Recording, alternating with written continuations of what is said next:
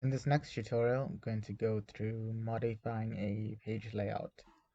But before that, I just want to show you that if you wanted to make a duplicate of a table, all you have to do is click over here, which will highlight the table, press Ctrl C, then go to where you want it to be and paste Ctrl V to paste it. And you can also resize the table by pulling this little square over here, and this can be used to resize it, but just be careful, don't go past the margin.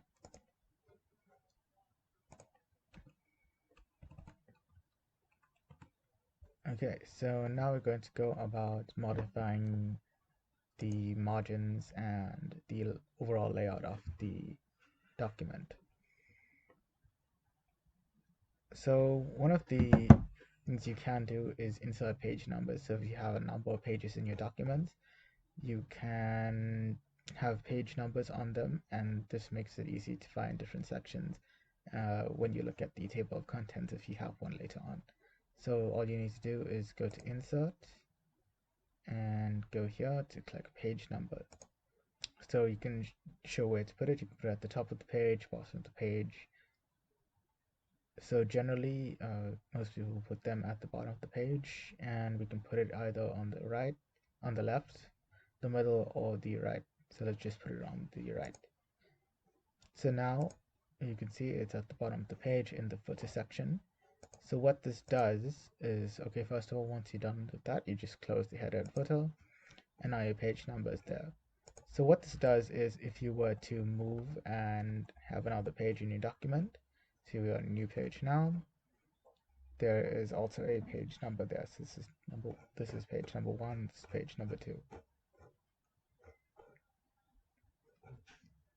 And now what we can also do is, going back to the headers and footers, you can insert a header or footer. So if you go back to insert, you can insert a header. So let's just put one example here on the top. So what this does is, you can type something into here, example, the name of your organization.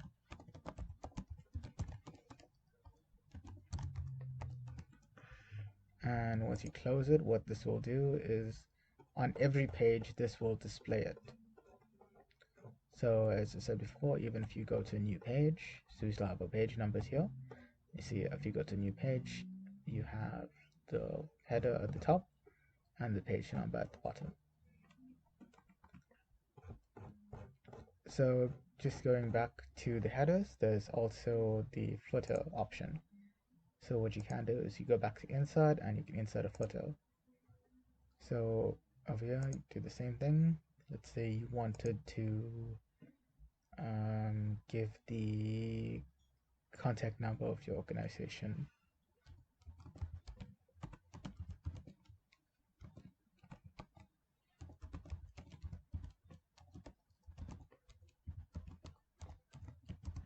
Alright, so once you do that, every time it will display the email or whatever writing you had there as the footer of the page. Let's just get rid of this page. I guess you can't do that. So now you have your Turntable Trust as your name of your organization as your header, and you also have the email as the footer. So whenever you want to go back and edit that, you can just go back to header and you can edit it. You can type whatever you want. Let's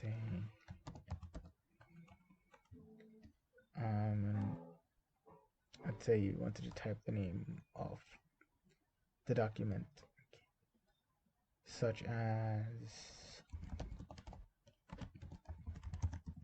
but generally you don't want to do something like that, because you have stuff like that in the document titles or headers. Let's just go back there and undo, and let's just go back to how we had it before. And the same can be done with the footer. You can change the footer however you'd like.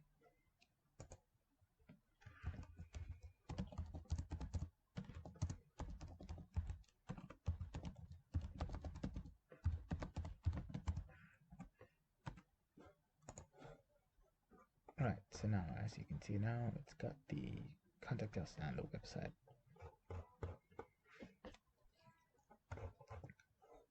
The next thing we're going to do is looking at the margins.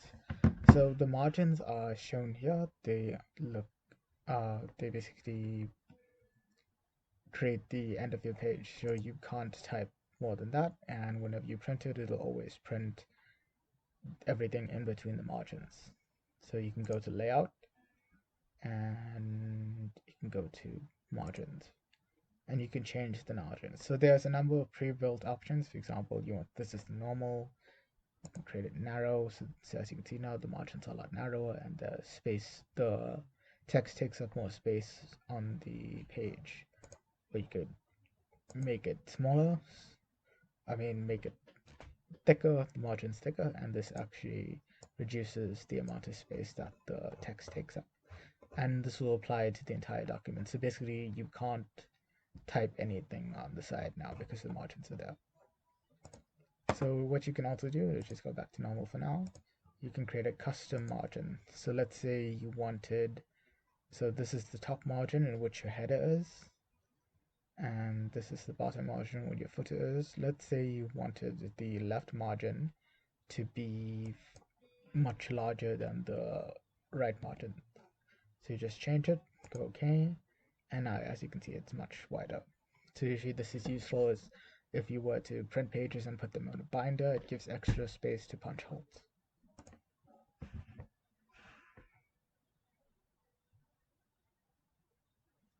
So another useful thing is creating page breaks. So let's say you wanted to, okay, when you create page breaks, for example, if you were to go back and insert page numbers, just put them at the bottom of the page again. So as you can see they're over here, number 1, and this one is number 2. So if you were to create a page break, just close the footer. If you were to create a page break, you go back to layout and you create a page. So what this will do is this change it, for example, a section break. This breaks the section. So the section on one page, which will have details on something, will be different to the next page, which will have different details on another topic. So if you were to create a separate page, what this does is this makes this page separate to that one. So what you can do here, when you do something like that, you can go back to your headers and footers, and you can actually, an easy way to do it is just to click here, and you can click do not link to previous, and what that will do once you get rid of these,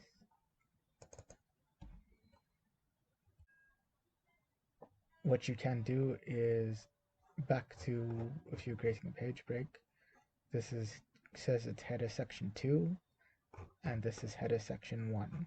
So once you create a page break, it actually identifies the different pages as different sections. So what that means is if you were to go and delete the page number and then go back and insert a page number, you can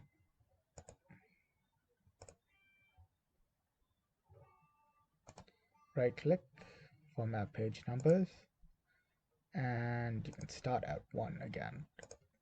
And so now this will be 1, this will be 2, and you go back and you can see because it's a separate section, the other pages have a different numbering.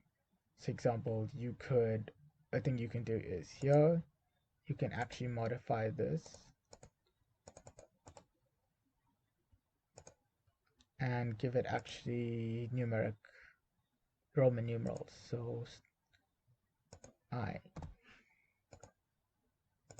So this will be I, and the page numbers will actually start like this.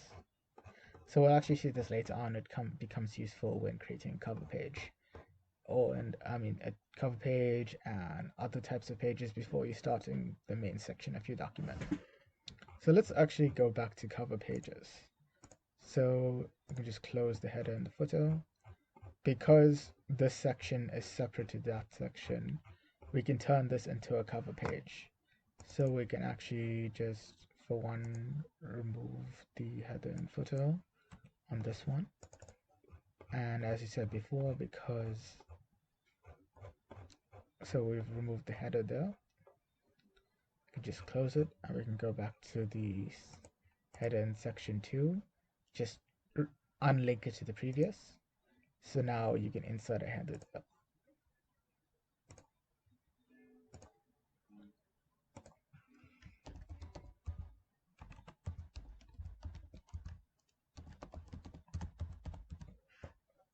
Right, so now that you've done that, and because you had a section break from the first page, there should be headers on page number 1, page number 2, but on page I, there will be no header.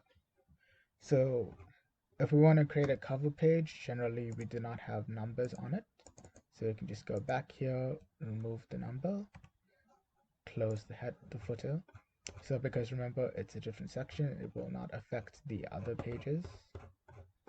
And let's just copy all of this, Control C, move it here, Control V, and now we have a blank page to make our cover page. So if you remember before, you can align things differently. So let's center align, and we'll change the font to Times New Roman, and we'll change the size to 18. We'll create it in bold, and we'll type strategy.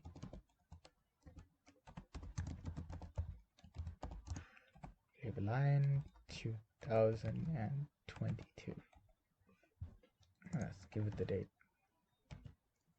Let's just put it as next month, or whichever month you like, August 2022. So what you can also do is you can move this down here so it's more in the middle of the page. And if you zoom out, you can see now this is your cover page.